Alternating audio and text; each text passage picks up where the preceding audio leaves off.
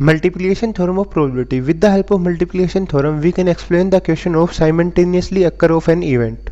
जो event simultaneously occur होंगे उनको समझने के लिए हमें डिपेंडेंट और इंडिपेंडेंट इवेंट को समझना पड़ेगा। इनको हम एक एग्जाम्पल की हेल्प से समझते हैं। A bag contain 3 white ball and 6 red ball.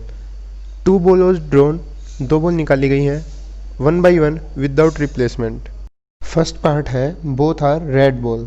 Without replacement means जो एक बॉल की प्रोबेबिलिटी निकाली गई है वो दूसरी बॉल की प्रोबेबिलिटी के ऊपर डिपेंड नहीं होगी।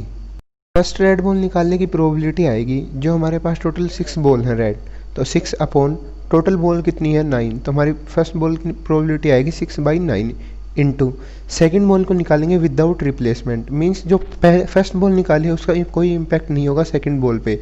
तो 6 रेड बॉल हैं, इनमें से एक बॉल को माइनस कर देंगे तो हमारे पास 5 रेड बॉल बचेंगे, तो हमारे पास आएगा 5/8। 8 इसलिए आया क्योंकि जो टोटल बॉल है उसमें से भी एक बॉल को माइनस किया गया है, तो ये हमारा आंसर आ गया। विदाउट रिप्लेसमेंट की जगह अगर विद रिप्लेसमेंट होता तो जो सेकंड बॉल की जो प्रोबेबिलिटी है उसके अंदर चेंज आता। फर्स्ट बॉल तो सेम ही रहती, सेकंड बॉल में है जहाँ हमारे पास 5/8 है वहाँ 6/9 ही आता, बिकॉज वो बॉल रिप्लेस होती। एक बॉल हमने निकाली वो वापस हम बैग के अंदर डालते तो हमारे पास वापस से 6 रेड बॉल हो जाती, फिर 6 रेड बॉल में से निकाला तो हमारे पास है 6/9। Without replacement means ball are independent each other, और with replacement means ball are dependent in each other. ये आपको पता चल गया हो कि डिपेंडेंट और इंडिपेंडेंट इवेंट पे कैसे बेस करेगा मल्टीप्लिकेशन थ्योरम। ये जो एग्जांपल वाला क्वेश्चन हमने सोल्व किया है ये एक डायरेक्ट वे से सोल्व किया है, बट अब जो हम क्वेश्चन को सोल्व करेंगे वो भी डायरेक्ट वे से ही सोल्व करेंगे, बट इसका एक बार फॉर्मूला देख लेते हैं। Multiplication theorem of probability will be explain with the help of conditional probability.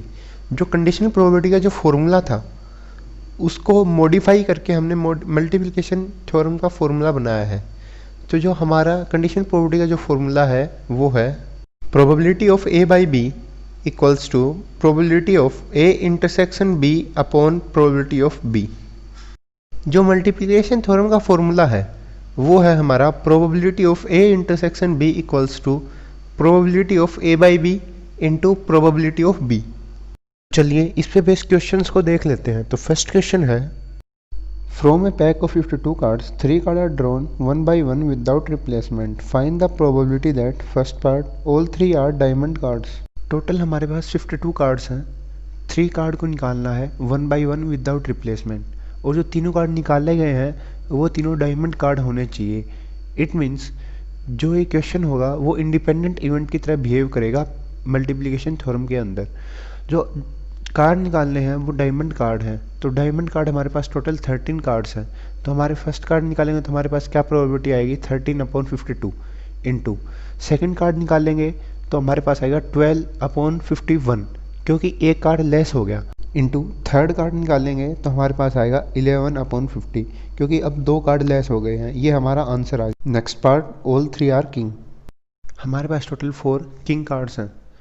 Question में दिया गया है जो निकाले गए तीनों कार्ड हैं वो किंग कार्ड हैं, तो फर्स्ट कार्ड की प्रोबेबिलिटी आएगी 4/52 इंटू सेकेंड कार्ड की प्रोबेबिलिटी आएगी 3/51 इंटू थर्ड कार्ड की प्रोबेबिलिटी आएगी 2/50। ये हमारा आंसर आ गया। Next part first is king, second is queen, third is Jack.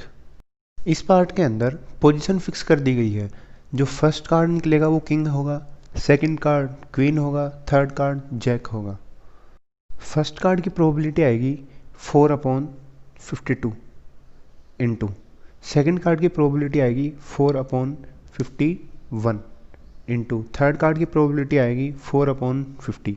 4 इसलिए आ रहा है क्योंकि 4 क्वीन होती हैं, 4 जैक होते हैं और 4 ही किंग होते हैं। ये हमारा आंसर आ गया। Next part 1 is king, 1 is queen and 1 is jack. इस पार्ट के अंदर एक किंग है, एक क्वीन है और एक ही जैक है, लेकिन इसके अंदर इनकी पोजीशन फिक्स नहीं की गई कि फर्स्ट जैक आएगा या क्वीन आएगी या किंग आएगा। तो इसलिए हम इसकी प्रोबेबिलिटी के इनटू में 3 फैक्टोरियल करेंगे। बिकॉज 3 फैक्टोरियल इसलिए क्योंकि पहले किंग भी आ सकता है, क्वीन भी आ सकती है और जैक भी आ सकता है, इसलिए। तो किंग की प्रोबेबिलिटी होगी 4/52 इंटू क्वीन की प्रोबेबिलिटी होगी 4/51 इंटू जैक की प्रोबेबिलिटी होगी 4/50 इंटू 3 फैक्टोरियल। ये हमारा आंसर आ गया। नेक्स्ट पार्ट, फर्स्ट और second king and third is queen. इस पार्ट के अंदर पोजीशन फिक्स कर दी गई है। फर्स्ट और सेकंड पोजीशन पे किंग आएगा और थर्ड पोजीशन पे क्वीन आएगी। तो फर्स्ट पोजीशन पे किंग आने की प्रोबेबिलिटी हो जाएगी 4/52 इंटू सेकेंड पोजीशन पे किंग आने की प्रोबेबिलिटी हो जाएगी 3/51। ये इसलिए हुई बिकॉज एक जो किंग है वो फर्स्ट पोजीशन पे आ चुका है, इसलिए वहाँ पे एक किंग डिक्रीज हो गया, इसलिए आई 3/51 इंटू जो थर्ड पोजीशन है वहाँ क्वीन आएगी, तो क्वीन आने की प्रोबेबिलिटी होगी 4/50। ये हमारा आंसर आ गया। Next part, there are 2 king and 1 queen. इस पार्ट में जो पोजीशन है किंग और क्वीन की वो फिक्स नहीं है, इसलिए जो हमारी प्रोबेबिलिटी आएगी उसके इनटू में फैक्टोरियल 3/2 आएगा। फैक्टोरियल 3 तो इसलिए है क्योंकि उनकी पोजीशन रैंडमली है, और फैक्टोरियल 2 इसलिए है बिकॉज 2 किंग है।